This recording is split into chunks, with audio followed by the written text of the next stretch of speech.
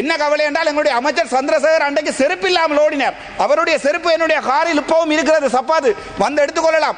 இந்த பாராளுமன்றத்தில் ராமநாதன் அர்ச்சுனாவை தமிழ் மக்கள் அடித்து விரட்டுவார்கள் என்று சொன்ன அதே சந்திரசேகர், அதே ரஜீவன் அவர்கள் இரண்டு பேரையும் செருப்புகள் இல்லாமல் சப்பாத்துகள் இல்லாமல் தமிழ் மண் அடித்து திலாத்தி இருக்கிறார் என்றால் மனதில் இருக்கிற வலி. HND டிகிரி மாஸ்டர்ஸ் வரையான பாடநெறிகள் அமேசான் காலேஜ் அண்ட் கேம்பஸ் 0765 204 604. கௌரவ சபாநாயகர் அவர்களே, அந்த சச்சமயம் ஜோதிச்சு பாருங்கள், ஒரு அம்மாவை நாங்கள் பண்ணி உயிரோடு உடம்பில் ஆடை இல்லாமல் அங்கே புதைத்திருக்கிறோம். அவள் அங்கே சாகும் போது அவளுடைய குழந்தையை கையால் அமர்த்தி கொலை செய்திருக்கிறார்கள். 3 மாத குலையை அவள் குற்றுயிராக கிடந்த அந்த நேரத்தில் அந்த மண்ணில் இருக்கிற வலிகளை உங்களுக்கு நான் சொல்லுகிறேன். நான் இந்த பாராளுமன்றத்தில் இவ்வளவு சத்தமாகவும் உணர்ச்சி வசப்பட்டு கதைக்கிறது சற்று சிந்தித்து பாருங்கள்.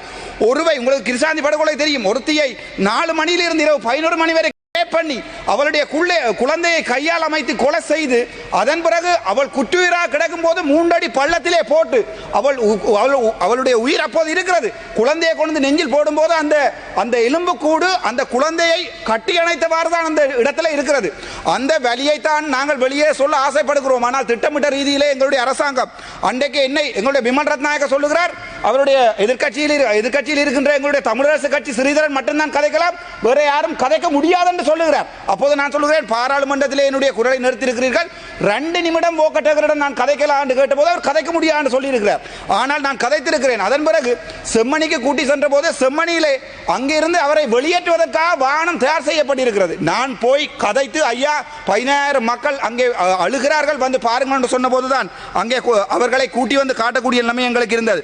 என்ன கவலை என்றால் எங்களுடைய அமைச்சர் சந்திரசேகர் அன்றைக்கு செருப்பு இல்லாமல் ஓடினார். அவருடைய செருப்பு என்னுடைய காரில் இப்பவும் இருக்கிறது, சப்பாது வந்து எடுத்துக்கொள்ளலாம். இந்த பாராளுமன்றத்தில் ராமநாதன் அர்ச்சுனாவை தமிழ் மக்கள் அடித்து விரட்டுவார்கள் என்று சொன்ன அதே சந்திரசேகர், அதே ரஜீவன் அவர்கள் இரண்டு பேரையும் செருப்புகள் இல்லாமல் சப்பாத்துகள் இல்லாமல் தமிழ் மண் அடித்து திலாத்தி இருக்கிறார் என்றால் மனதில் இருக்கிற வலி.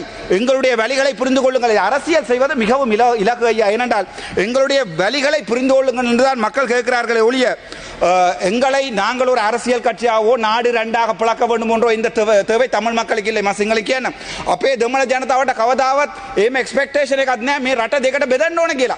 අපි ඉල්ලන්නේ අපේ දැන් රණවිරුව කියලා 99ක් 98ක් කියනකොට පර්සන්ටේජ් දෙකක් අවිල්ලා එතනින් ග්‍රේප් කරලා තියෙනවා නම් එතනින් මිනි මරලා තියෙනවා නම් ඒ කට්ටිය විතරයි අපි නඩුවට ගේන්න ඕනේ කියලා ඉල්ලන්නේ. අපි කියන්නේ හැම දැන් නාමල් රාජපක්ෂ මගේ යාළුවා කියලා කියපු එකට ඒගොල්ලෝ කියනවා නාමල් රාජපක්ෂ මගේ යාළුවා කියලා. ඔව් එයා මගේ පොලිටිකල් යාළුවා.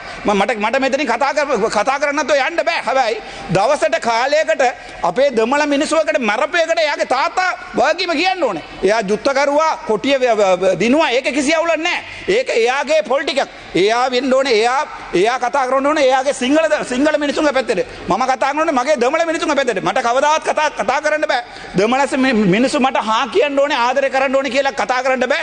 සිංහල මිනිස්සු ආදරය කියන්න ඕනේ කියලා කතා කරන්න බෑ. මට කතා කරන්න පුළුවන් ඇද්ද සිද්ධිය මොකද්ද උනේ කියලා. එතකොට එතන ස්කෙලිටන් 33ක් තියෙනවා කියන හිතලා බලන්න. මේ මගෙන් ඉස්සරහා ඇමති කෙනෙක් කියනවා මේ කවුද හර්ෂණ නාණයකාර ඇමති කෙනෙක් කියනවා ඒවා හියසේ.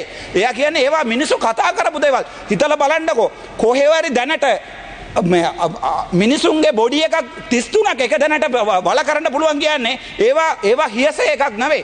ඒවා ඇද්ද සිද්ධ ඒවා. අපි සාක්ෂි. මගේ තාතාත් මේක නැති වෙලා තියෙනවා. මගේ තාතාවත් එකරගෙන ගිහලා නැති කරලා තියෙනවා.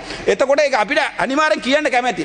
உயர்கல்வித்துறையில் 15 வருடங்களை நிறைவு செய்த பம்பலப்பிட்டிய அமேசான் காலேஜ் அண்ட் கேம்பஸில் புதிய வகுப்புகள் ஆரம்பம். முன்பள்ளி ஆசிரியர் பயிற்சி நெறி, உளவியலும் உளவளத்துணையும், கணனி, ஆங்கிலம் மற்றும் முகாமைத்துவ பாடநெறிகளுடன் HND டிகிரி மாஸ்டர்ஸ் வரையான பாடநெறிகள் இலங்கை பல்கலைக்கழக மானியங்கள் ஆணைக்குழுவினால் அங்கீகரிக்கப்பட்டு கல்வி அமைச்சின் கீழ் 3ஆம் நிலை தொழிற்கல்வி ஆணைக்குழுவினால் பதியப்பட்ட அமேசான் காலேஜ் அண்ட் கேம்பஸ். மேலதிக விவரங்களுக்கு 0765 204 604 www.amazoncollege.lk